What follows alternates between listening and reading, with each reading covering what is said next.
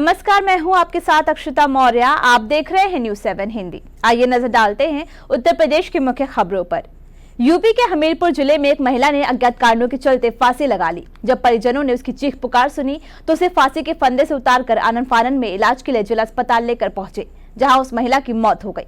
महिला की मौत के बाद डॉक्टरों की लापरवाही से नाराज हुए परिजनों ने हंगामा किया, जिसके बाद मौके पर पहुंची पुलिस ने परिजनों को समझा बुझाकर मामला शांत करवाया और महिला के शव को कब्जे में लेकर पुलिस ने कार्रवाई शुरू कर दी।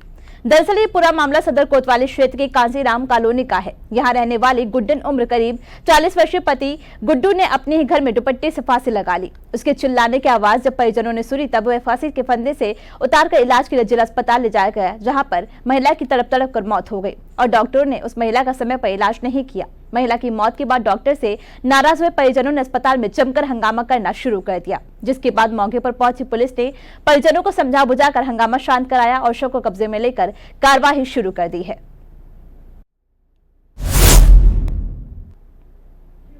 गाजियाबाद के लोनी क्षेत्र के गांव बेटा हाजीपुर में खसरा नंबर 117 जो कि सरकारी सड़क की भूमि है, उस पर भूमाफियों द्वारा अवैध निर्माण किया जा रहा था। प्रशासन ने इस पर सख्त संज्ञान लेते हुए तत्काल कार्रवाई की थी। एसडीएम लोनी और तहसीलदार की अगुवाई में उक्त अवैध निर्माण को ध्वस्त किया गया और विधिक कार्रवाई भी की गई थी।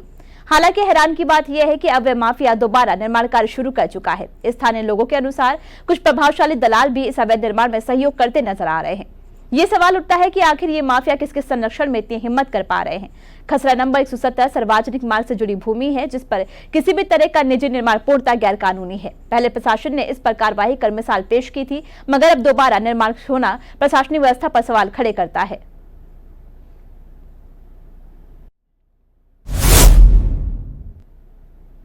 ईरान और इजरायल के बीच जारी संघर्ष का असर उत्तर प्रदेश के कौशाम्बी जिले पर भी नजर आने लगा है। जिले के करीब 300 छात्र और धर्मगुरु ईरान में फंसे हुए हैं, जिनकी सुरक्षित वापसी को लेकर परिजन बेहद चिंतित और बेचैन हैं। दरअसल बकरीद के बाद मुहर्रम में शामिल होने के लिए ये सभी भारत लौटने की तैयारी में थे, लेकिन युद्ध के हालात और एयरबेस बंद होने की वजह से अब फ्लाइट्स पूरी तरह से रद्द कर दी गई हैं। ईरान के कई शहरों में मिसाइल हमलों और सायरनों की गूंज से हालात भयावह बने हुए हैं। ऐसे में कौशाम्बी जिले के जिन गांवों के छात्र और धार्मिक शिक्षक वहां पर हैं, उनके परिजन लगातार सरकार और विदेश मंत्रालय से मदद की अपील कर रहे हैं।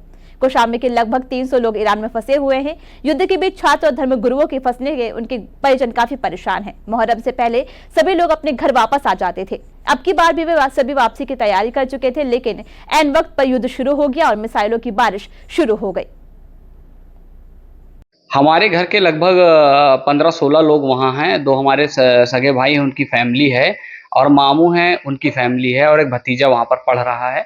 तो ये लोग जो है, जब 12 तारीख को ये घटना हुई है तो इनका लोगों का कॉल आया था कि हाँ ऐसी घटना हुई है, जिससे वो लोग थोड़ा सा डरे सहमे से थे। उसके बाद वहाँ पर नेट बंद हो गया। नेट बंद होने के बाद जब 2 दिन के बाद नेट चालू हुआ तो कल बातचीत हुई है। बातचीत के दौरान उन्होंने बताया कि सारी सुविधाएं हैं, कोई ऐसी बात नहीं है, सब सामान्य स्थिति है। लेकिन यहाँ पर हम लोगों को थोड़ा सा घबराहट सी हो रही है कि हमारे परिजन कितनी जल्दी घर आ जाएं। हर साल मुहर्रम पे वो लोग आते थे और 2 दिन के बाद उनका टिकट था, उसके 2 दिन पहले हादसा हो गया। जब हादसा हो गया तो सारी फ्लाइटें कैंसिल हो गई हैं, तो इसके कारण वो आ नहीं सकते हैं। और वहाँ पर जो बात की गई खाने पीने के लिए, तो बताया गया है कि वहाँ की सरकार द्वारा सारा मुहैया करा दिया गया है सब कुछ, और घर में है अपने। कोई ऐसी स्थिति नहीं है जिससे वो घबराहट हो सके उन लोगों को। लेकिन हम लोग यहाँ पर उनका इंतजार कर रहे हैं आने के लिए। अच्छा, हर दफे ऐसा होता था कि मुहर्रम में हमारे घर के लगभग समाजवादी पार्टी का पीलीभीत में कार्यालय लंबे समय से नगर पालिका के ईओ के आवास पर चल रहा था। इसकी बुधवार को प्रशासन ने खाली करवा लिया। सिटी मजिस्ट्रेट और एसडीएम की आख्या मिलने के बाद भवन खाली कराने को लेकर रणनीति बना ली गई थी। 10 जून को सपा कार्यालय खाली कराया जाना था। इसको लेकर नोटिस भी सपा कार्यालय के बाहर चस्पा कर दिया गया था। खाली करने की पूरी प्रक्रिया में सिटी मजिस्ट्रेट के नेतृत्व में जिला प्रशासन के साथ साथ 10 थानों की पुलिस फोर्स व 200 सिपाहियों को तैनात किया गया था। बुधवार सुबह जिला प्रशासन ने समाजवादी पार्टी कार्यालय को चारों तरफ से घेर लिया और अपने कब्जे की कार्रवाई शुरू कर दी, जिसमें समाजवादी पार्टी के झंडा हटा दिया गया, वहां पर पेंट करवा दिया गया, साथ ही वहां पर आवास नगर पालिका अधिकारी लिख दिया गया है।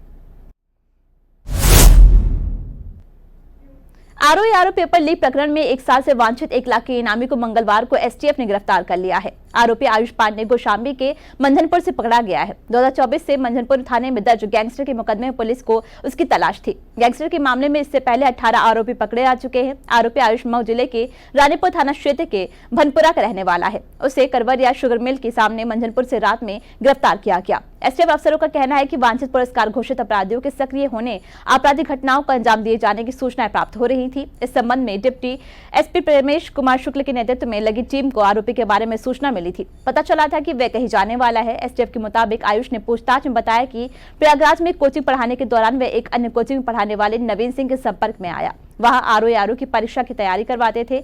नवीन ने वर्ष 2022 में आरओ की परीक्षा का पेपर उसे भेजा। ये पेपर नवीन को अरुण सिंह नामक व्यक्ति ने भेजा था। बाद में ये प्रश्न पत्र अभ्यर्थियों को उसने 5-5 लाख रुपए लेकर दिए। उसने अपने कई जानने वाले और तैयारी करने वाले अन्य अभ्यर्थियों को पेपर बेचा था। इस मामले में मंझनपुर थाने में अभियोग पंजीकृत हुआ था। पिछले साल गैंगस्टर का मुकदमा भी दर्ज हुआ था। इसमें उस पर 1 लाख का इनाम भी घोषित किया गया था। उत्तर प्रदेश की इन खबरों में बस इतना ही। देखते रहिए न्यूज़ 7 हिंदी।